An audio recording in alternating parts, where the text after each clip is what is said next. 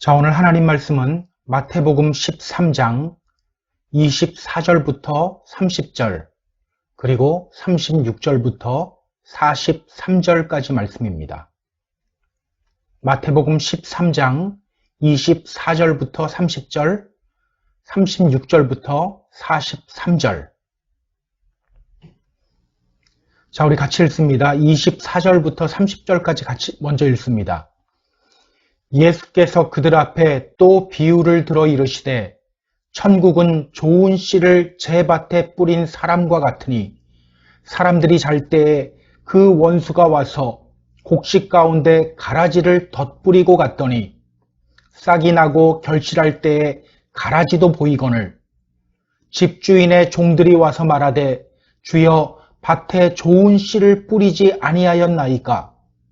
그런데 가라지가 어디서 생겼나이까? 주인이 이르되 원수가 이렇게 하였구나. 종들이 말하되 그러면 우리가 가서 이것을 뽑기를 원하시나이까? 주인이 이르되 가만두라. 가라지를 뽑다가 곡식까지 뽑을까 염려하노라. 둘 다 추수 때까지 함께 자라게 두라. 추수 때에 내가 추수꾼들에게 말하기를 가라지는 먼저 거두어 불사르게 단으로 묶고 곡식은 모아 내 곳간에 넣으라 하리라. 자, 이제 36절부터 43절까지 읽습니다. 이에 예수께서 무리를 떠나사 집으로 들어가시니 제자들이 나와 이르되 밭의 가라지의 비유를 우리에게 설명하여 주소서. 대답하여 이르시되 좋은 씨를 뿌리는 이는 인자요 밭은 세상이요 좋은 씨는 천국의 아들들이요 가라지는 악한 자의 아들들이요 가라지를 뿌린 원수는 마귀요 추수 때는 세상 끝이요 추수꾼은 천사들이니 그런즉 가라지를 거두어 불에 사르는 것 같이 세상 끝에도 그러하리라. 인자가 그 천사들을 보내리니 그들이 그 나라에서 모든 넘어지게 하는 것과 또 불법을 행하는 자들을 거두어내어 풀무불에 던져 넣으리니 거기서 울며 이를 갈게 되리라. 그때 의인들은 자기 아버지 나라에서 해와 같이 빛나리라. 귀 있는 자는 들으라. 아멘. 지난 주일에 우리는 씨 뿌리는 자의 비유를 함께 살펴봤습니다. 말씀을 듣긴 듣는데 반응하지 않는 사람들을 보면서 예수님은 씨 뿌리는 자의 비유를 말씀하셨어요. 마음이 길바닥인 사람들이 있다는 겁니다. 돌밭인 사람들이 있다는 거예요. 가시밭인 사람들이 있다는 겁니다. 여러분, 길바닥이나 돌밭이나 가시밭이 왜 문제가 될까요? 지난 주일에는 언급하지 않았는데요. 마태복음 13장 12절을 보면 주님이 이렇게 말씀하셔요. 무릇 있는 자는 받아 넉넉하게 되되 없는 자는 그 있는 것도 빼앗기리라. 무릇 있는 자는 받아 넉넉하게 되되 없는 자는 그 있는 것도 빼앗기리라. 믿음의 세계에 나타나는 빈익빈 부익부 현상이에요. 말씀을 들으며 마음속에 심고 돌 걷어내고 가시덤불을 걷어내면서 마음밭을 옥토로 만드는 사람들은요, 그 믿음이 더 성장하고 100배, 60배, 30배의 열매를 맺게 되지만 말씀 들으면서도 반응하지 않는 사람들, 결국 어떻게 된다는 거예요? 그 믿음마저도 없어지게 된다는 거예요. 처음에는 별로 티가 안 나는 것 같아요. 그러나 결국은 이 믿음의 길을 포기하게 된다는 겁니다. 그렇기 때문에 우리는 우리 마음밭을 옥토로 만들어야 돼요. 말씀 듣고 그것을 마음에 심고 그 말씀이 우리 삶을 주장하게 해야 합니다. 오늘 본문은요, 그 씨 뿌리는 자의 비유를 말씀하신 후에 이어지는 예수님의 비유입니다. 씨 뿌리는 자의 비유를 말씀하신 후에 예수님은 또 비유로 사람들에게 말씀하십니다. 천국은 말이야, 좋은 씨를 자기 밭에 뿌린 사람과 같아. 사람들이 잘 때 원수가 와서 몰래 밭에 가라지를 뿌렸어. 싹이 나고 결실할 때가 되자 그 가라지들이 보이기 시작하는 거야. 종들이 주인에게 물었지. 주인님, 이 가라지들은 어디서 생긴 겁니까? 원수가 한 짓이라고 주인이 알려주었어. 그때 종들이 주인에게 이렇게 말했지. 그러면 주인님, 우리가 이 가라지들 다 뽑아버릴까요? 그러자 주인이 이렇게 말하는 거야. 그냥 가만두어라. 가라지 뽑다가 곡식까지 뽑을까 염려된다. 둘 다 추수 때까지 함께 자라게 두어라. 추수 때가 되면 내가 추수꾼들에게 말해서 가라지를 먼저 걷어서 불사르게 하고 알곡은 따로 모아서 곶간 안에 넣을 것이다. 여러분, 이 가라지 비유를 통해서 오늘 주님이 우리에게 말씀하시려고 하는 것이 무엇일까요? 이 가라지 비유를 통해서 오늘 우리가 기억해야 할 것이 무엇일까요? 오늘 본문을 보면서 함께 찾아보도록 하겠습니다. 자, 그럼 본문으로 들어가 볼까요? 오늘 본문은 이렇게 시작합니다. 예수께서 그들 앞에 또 비유를 들어 이르시되, 예수께서 그들 앞에 또 비유를 들어 이르시되, 여기서 우리가 먼저 주목해야 할 단어가 있어요. 그것이 어떤 단어일까요? 바로 또라는 단어입니다. 또 비유를 들어 이르시되, 헬라어 성경을 보면요, 이 또라는 단어가 제일 앞에 나와요. 이 또라는 단어를 그냥 넘어가거나 의미를 잘못 해석하면 오늘 본문을 정확하게 해석할 수가 없게 돼요. 여기에 나오는 또, 이 단어는 무엇을 의미할까요? 또. 보통 우리말로 또라고 하면 어떤 의미가 있습니까? again, 다시라는 의미가 있고요. and, 그리고의 의미가 있어요. 앞의 내용과 이어지거나 같은 내용이 반복되어질 때 우리는 또라는 단어를 사용합니다. 그런데 여러분, 오늘 본문에 나오는 이 또라는 단어를요, 그렇게 해석하면 오늘 본문의 핵심을 놓치게 돼요.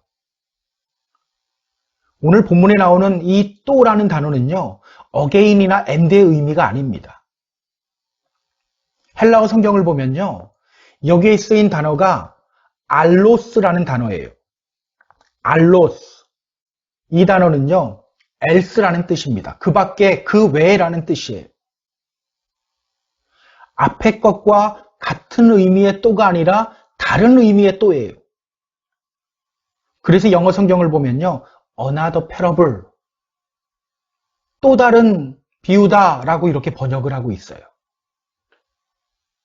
자, 그렇다면 여러분, 오늘 본문이 알로스라는 단어로 시작하고 있다는 것, 이것은 무엇을 의미합니까?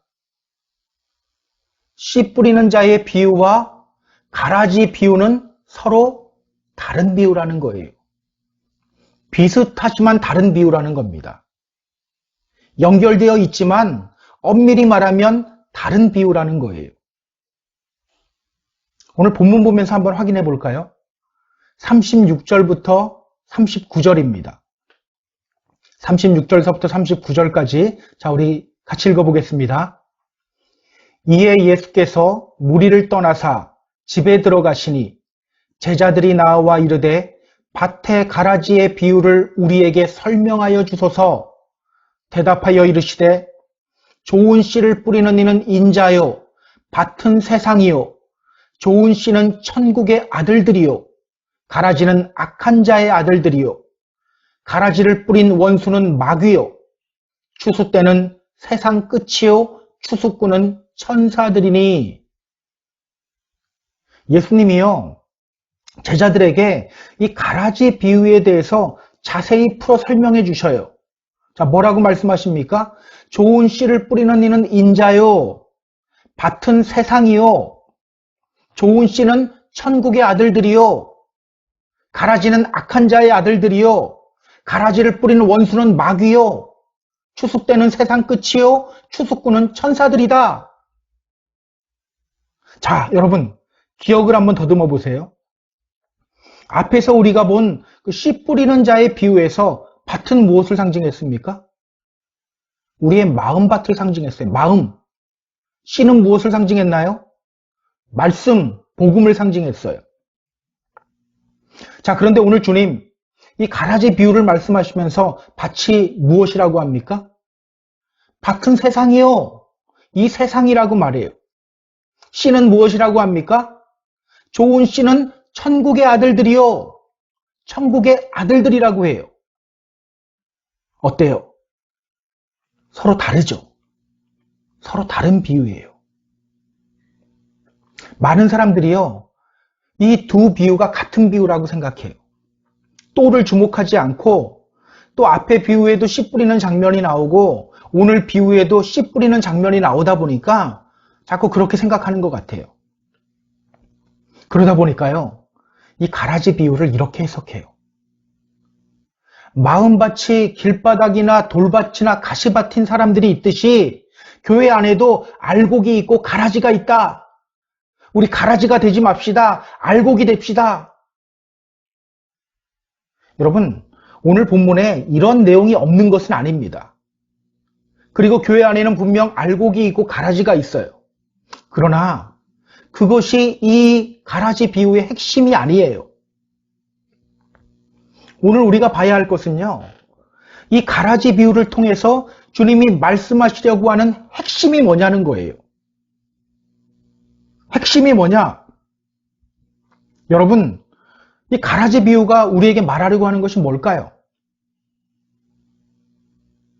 이 가라지 비유가 우리에게 말하려고 하는 것이 뭘까요? 여기에 나오는 천국의 아들들, 이 사람들이 누구인지를 주목해야 돼요. 천국의 아들들은 누구를 가리킵니까? 천사들을 가리킬까요? 그렇지 않습니다. 오늘 본문에 나오는 추수꾼이 바로 천사들을 가리킨다고 예수님이 말씀하셨어요. 아까 우리가 확인했죠? 자, 그렇다면 천국의 아들들 누구를 가리킵니까? 천국의 아들들. 빌립보서 3장 20절을 보면요, 우리 믿음의 성도들을 향해 이렇게 말해요. 우리의 시민권은 하늘에 있는지라.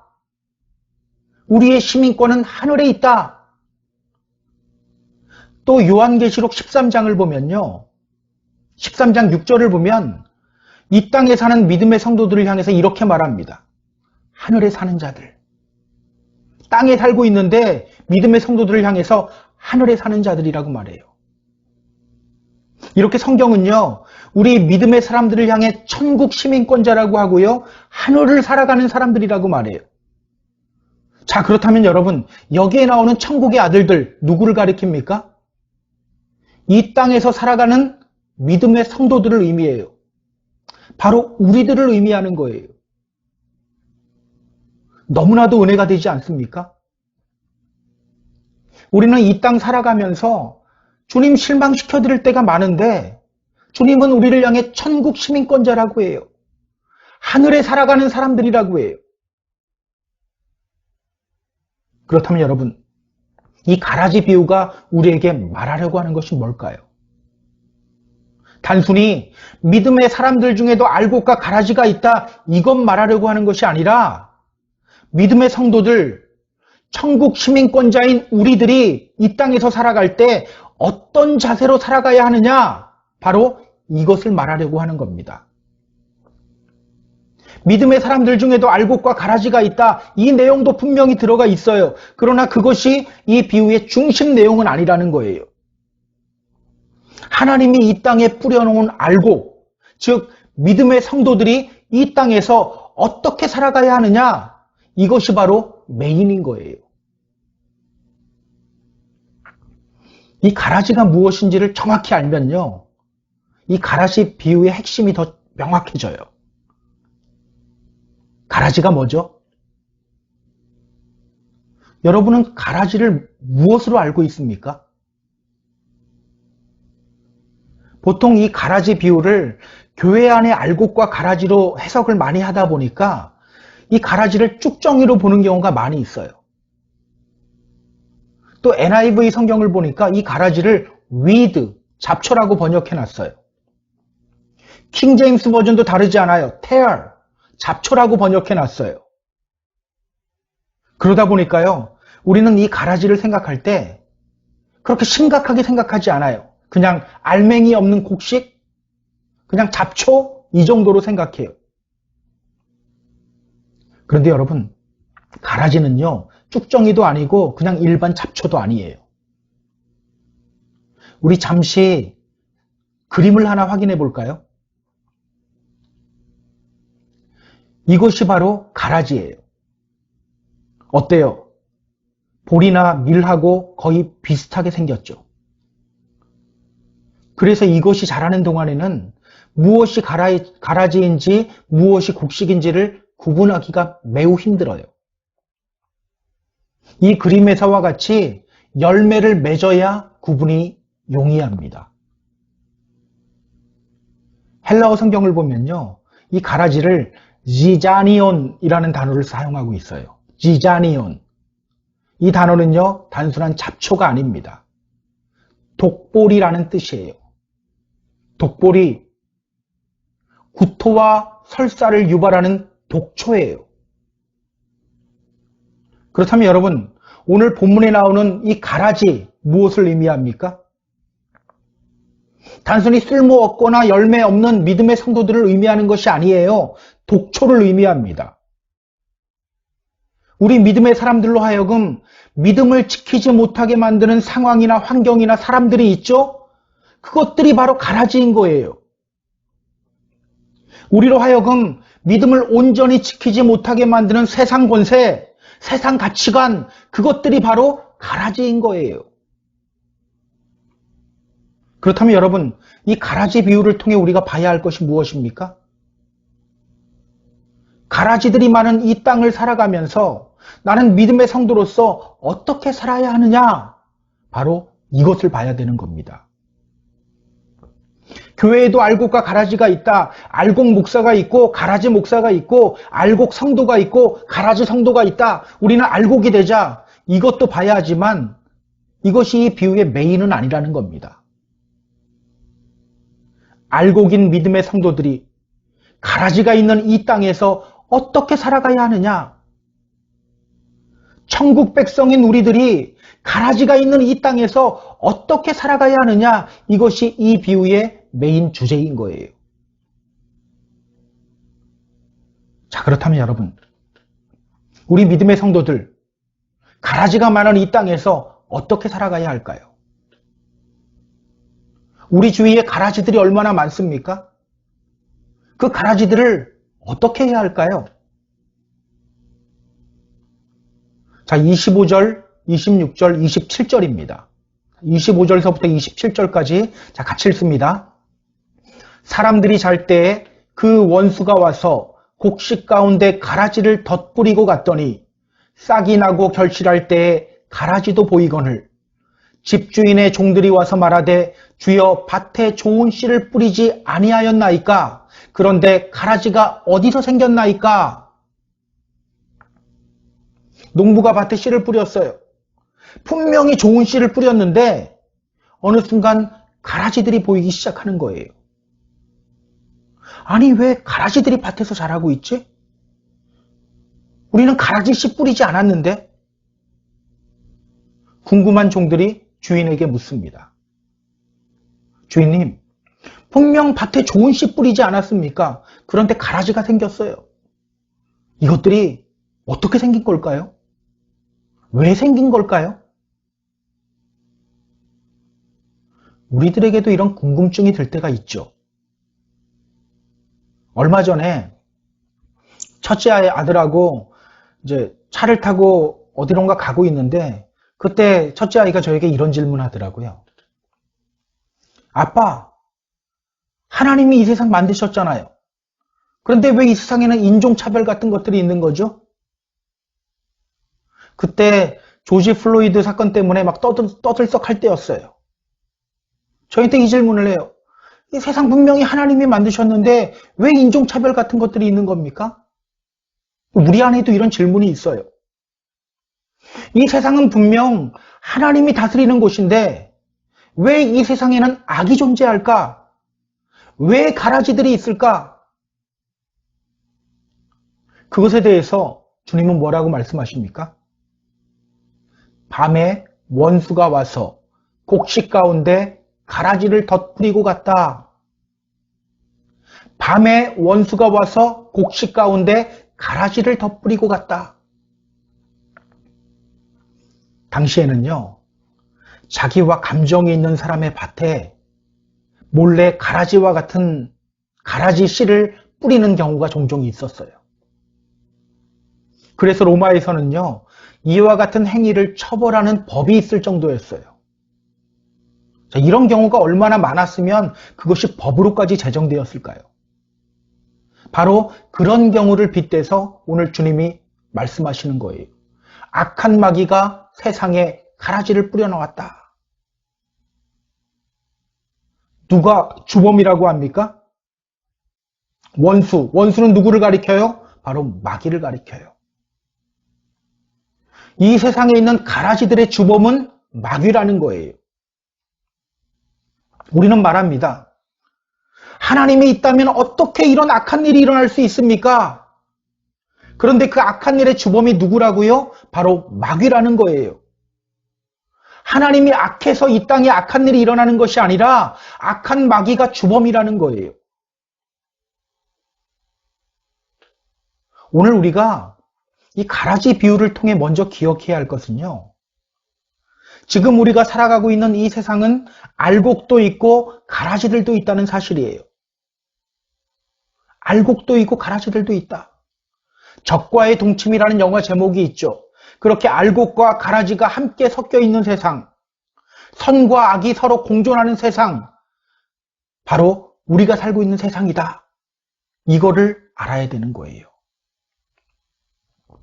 여러분, 이것을 먼저 알고 인정하는 것이 정말 중요해요. 이것을 받아들이지 않으면 어떻게 되는지 아세요? 이렇게 말하는 분들이 있어요.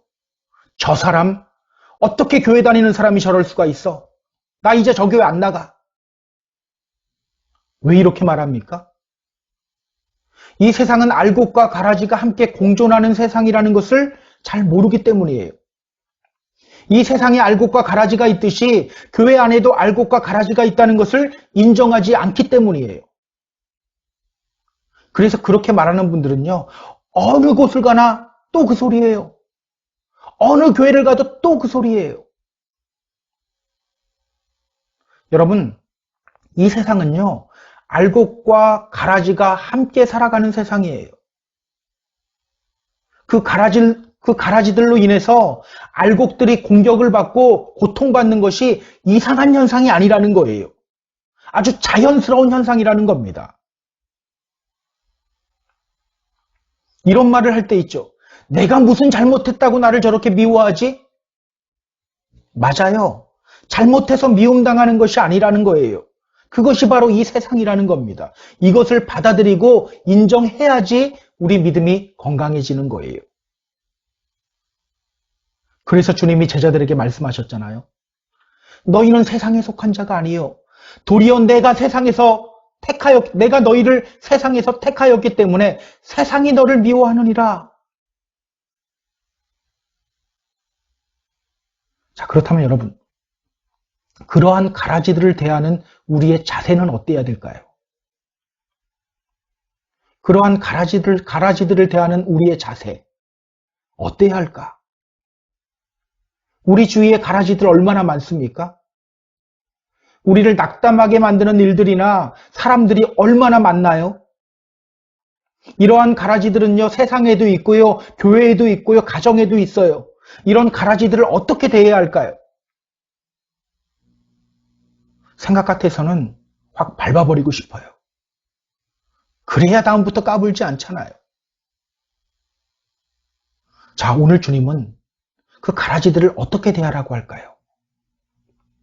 28절, 29절입니다. 자, 28절, 29절 같이 읽습니다. 주인이 이르되 원수가 이렇게 하였구나. 종들이 말하되 그러면 우리가 가서 이것을 뽑기를 원하시나이까? 주인이 이르되 가만두라. 가라지를 뽑다가 곡식까지 뽑을까 염려하노라. 종들이 주인에게 말해요.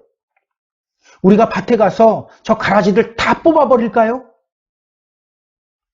오늘 우리 마음과 비슷하죠. 그때 주님이 뭐라고 하십니까? 가만두라. 오늘 주님은 말씀하셔요. Let it be. 그냥 두어라. 이것이 바로 주님이 우리에게 원하는 자세입니다. 그냥 두어라. 그냥 두어라. 여러분, 이렇게 말씀하시는 주님이 이해가 갑니까?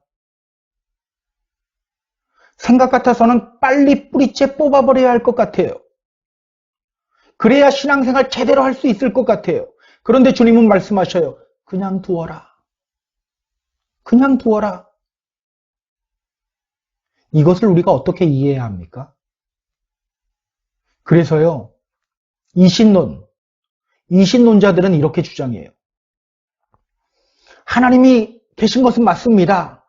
하나님이 이 땅을 창조하신 것은 맞습니다. 그러나 하나님은 더 이상 이 땅에 어떤 간섭도 하지 않으십니다. 그냥 자연 법칙 아래 스스로 운행하도록 내버려 두십니다.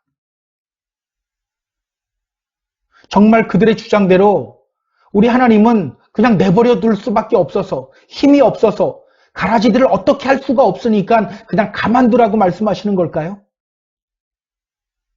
그렇지 않아요. 오늘 주님은 그 이유에 대해서 말씀하셔요. 가라지 뽑다가 곡식까지 뽑을까 염려하노라. 가라지를 뽑다가 곡식까지 뽑을까 염려하노라. 왜 우리가 함부로 가라지 뽑아버리면 안 된다고 합니까? 가라지 뽑다가 곡식까지 뽑을 수 있기 때문에. 가라지 뽑다가 곡식까지 뽑을 수 있기 때문에. 사실은 교회 역사를 보면요, 이런 일들이 참 많았어요. 우리 감리교회의 창시자는 존 웨슬리입니다. 그는요, 원래 영국 성공의 신부였어요. 그리고 여기 미국 조지아 사바나의 선교사로도 왔던 사람이에요. 미국 행배에서 그는 아주 인상 깊은 경험을 합니다. 그가 탄 배가 침몰 직전의 위기에 놓였어요. 그리고 그는 죽음의 공포 속에서 떨어요. 그런데 그 가운데에서도 침착하게 찬송을 부르며 평안을 유지하는 사람들이 있었어요. 모라비안 교도들이었어요. 그런 그들을 보면서 그는 자신의 일기장에 이렇게 써요. 왜 나는 믿음이 없는가? 왜 나는 믿음이 없는가? 그럼 그가 1738년 5월 24일 하나님의 놀라운 은혜를 체험합니다. 그날 그의 일기에는요, 이렇게 적혀 있어요. 저녁에 나는 별로 내키지 않는 걸음으로 올더스 게이트 거리에 있는 한 집회에 참석하였다. 거기서 한 사람이 루터의 로마서 서문을 읽고 있었다. 9시 15분경 그가 그리스도 안에 있는 믿음을 통하여 하나님께서 마음의 변화를 일으키시는 일을 설명하고 있을 때 나는 내 마음이 이상하게 뜨거워지는 것을 느낄 수 있었다. 이 날의 경험으로 인해 그는 새 사람이 돼요. 그 후 그는 뜨거운 열정으로 복음을 전해요. 그것이 교회든 길거리든 어디든 간에 그는 말씀을 전해요. 그리고 그가 가는 곳마다 복음의 역사가 일어나요. 그러자 문제가 일어납니다. 그는 성공의 신부였고요. 당시 성공회에서는 교회가 아닌 밖에서 설교하는 것을 금지하고 있었어요. 교회 안에서만 설교해야 되는 거였어요. 특히 신부마다 교구가 다 있잖아요. 근데 내 교구가 아닌 다른 교구에서 설교하는 것도 금지되어 있었어요. 그런데 웨슬리는 어떻게 합니까? 발길 닿는 곳마다 가서 말씀 전했던 거예요. 결국 그들은요, 웨슬리로 하여금 설교를 하지 못하게 만들어버렸어요. 징계를 내렸던 거예요. 그들의 눈에는 웨슬리가 가라지였던 거예요. 그런데 여러분, 그가 가라지였나요? 가라지가 아니었어요. 알곡이었어요. 이렇게 교회 역사를 보면요, 가라지를 뽑는다는 명목으로 잘못된 일을 저지르는 경우가 참 많았습니다. 십자군 운동이 그랬고요. 또 중세 유럽에서 일어났던 마녀 사냥이 또 그랬어요. 실제로 연구 자료를 보면요, 종교개혁이 활발히 일어났던 곳에서 마녀 사냥이 더 극성을 부렸어요. 스페인과 같이 이 로마 카톨릭이 경고했던 곳에서는요, 마녀 사냥이 잘 일어나지 않았어요. 이렇게 가라지를 뽑는다는 명목으로 알곡들을 죽이기도 했고요. 알곡이 될 수 있는 많은 사람들을 없애버리기도 했어요. 그래서 오늘 주님은 말씀하시는 겁니다. 그냥 둬라. 그냥 두어라. 주님은 계속해서 말씀하십니다. 30절입니다. 자, 30절 같이 읽습니다. 둘 다 추수 때까지 함께 자라게 두라. 추수 때에 내가 추수꾼에게 말하기를 가라지는 먼저 거두어 불사르게 단으로 묶고 곡식은 모아 내 곳간에 넣으라 하리라. 언제 누가 그 가라지들을 처리하겠다는 거예요? 우리 주님이 추수 때, 즉 세상 끝날에 다 처리하겠다는 거예요. 우리 주님은 어떤 분입니까?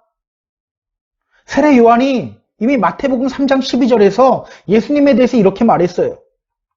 손에 키를 들고 자기의 타작마당을 정하게 하사 알곡은 모아 곳간에 들이고 쭉정이는 꺼지지 않는 불에 태우시니라. 우리 주님은 어떤 분이에요? 알곡을 모아서 곳간 안에 들이고 쭉정이는 불에 태우시는 분이세요. 그렇다면 여러분, 왜 추수 때일까요? 왜 추수 때일까? 좀 더 빨리 하면 안 되나요? 앞에서도 말씀드렸듯이 이 가라지는요, 그 모양이 곡식과 비슷해요. 구분하기가 어려워요. 그러나 다 자라서 열매가 있고 잎이 마르기 시작하면 그때 구분하기가 쉬워져요. 밀이나 보리보다 줄기가 가늘고 열매가 작아요. 그래서 쉽게 구별이 가능합니다. 이 말은 무엇을 의미합니까? 추수 때가 되면 다 드러나게 된다는 거예요. 추수 때가 되면 다 드러나게 된다. 여러분 기억하세요. 마지막 때가 되면 다 드러나게 되어 있어요. 단순히 예수님 흉내만 내는 사람들은요, 결국 누군가가 오해하거나 고난이 올 때 믿음 다 포기해요. 그러나 정말 예수님 안에서 알곡으로 존재가 바뀐 사람들은요, 믿음 지키며 남아있게 되어 있어요. 고통 속에서도 믿음 지키게 되어 있어요. 환난 속에서도 믿음 지키게 되어 있어요. 그렇다면 여러분, 그 가라지들을 그냥 두라. 이 말씀은 어떤 뜻입니까?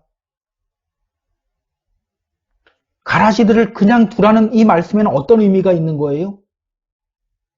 인내하며 참고 기다리라는 말이에요.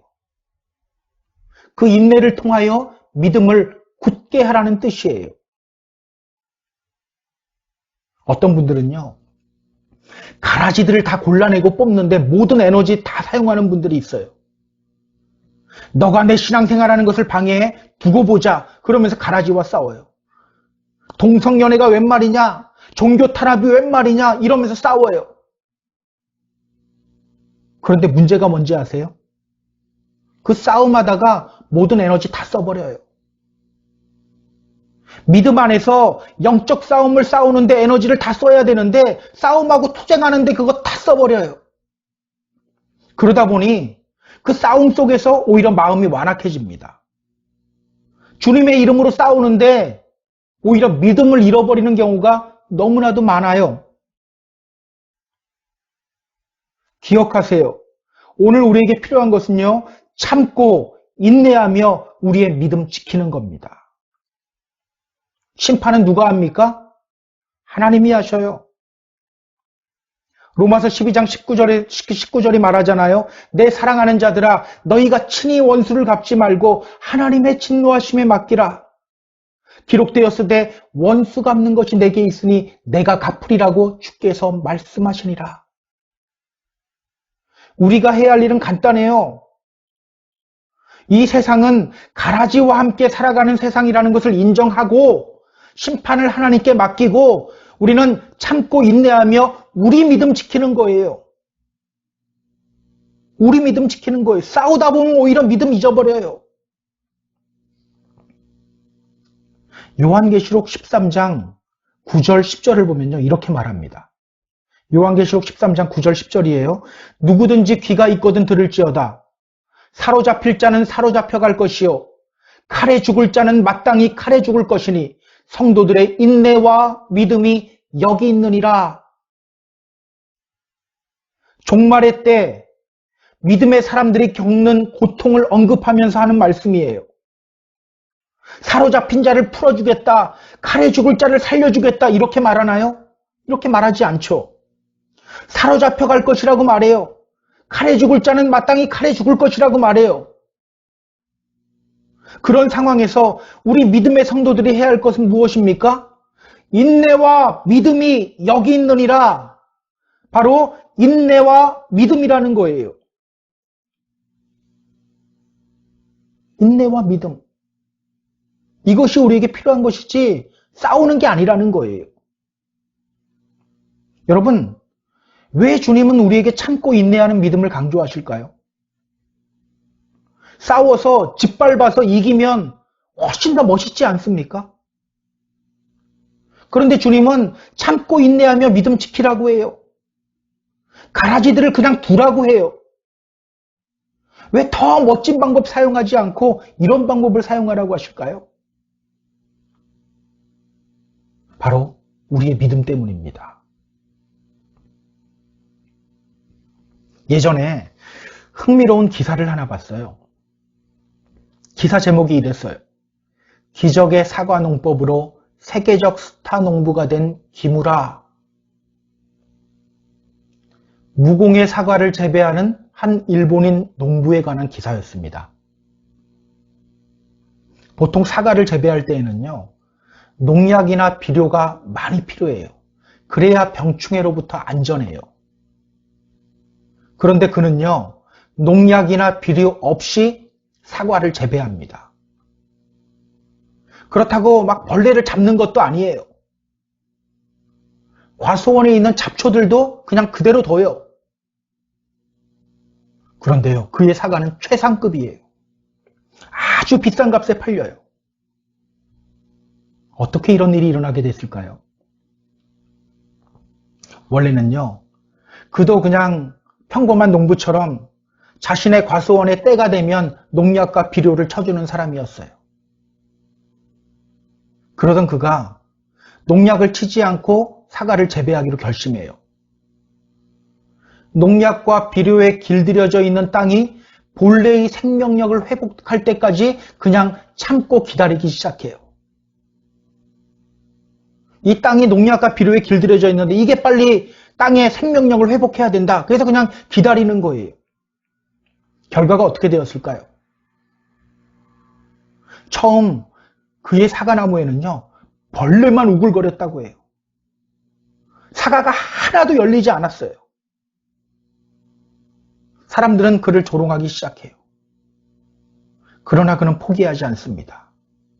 그렇게 한 해가 지나고 두 해가 지나고 10년이 지나요.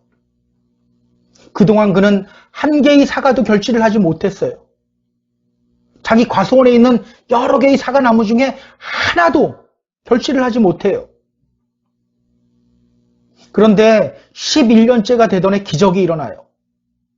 그의 과수원에 탁구공만한 크기의 사과 2개가 열려요. 그래봤자 탁구공만한 크기 사과 2개죠. 그런데 시간이 흐르면서 점점 더 많은 열매들이 맺히기 시작해요. 최상의 사과 열매들이 맺혀요. 어떤 해에는요, 그 지역에 태풍이 불어서 주변 과수원들의 사과들이 다 거의 그냥 90%가 땅에 떨어져서 못 쓰게 되었다고 해요. 그런데 그의 사과나무는 어땠는지 아세요? 큰 태풍 이겨내고 대부분의 열매들이 그대로 나무에 달려 있었어요. 아무도 모르는 사이에 사과나무가 땅속 20m까지 뿌리를 내렸고 그 가지가 굵고 단단해졌던 거예요. 어떻게 이런 일이 일어나게 된 걸까요? 땅과 나무를 그대로 두자 나무의 면역성이 높아진 거예요.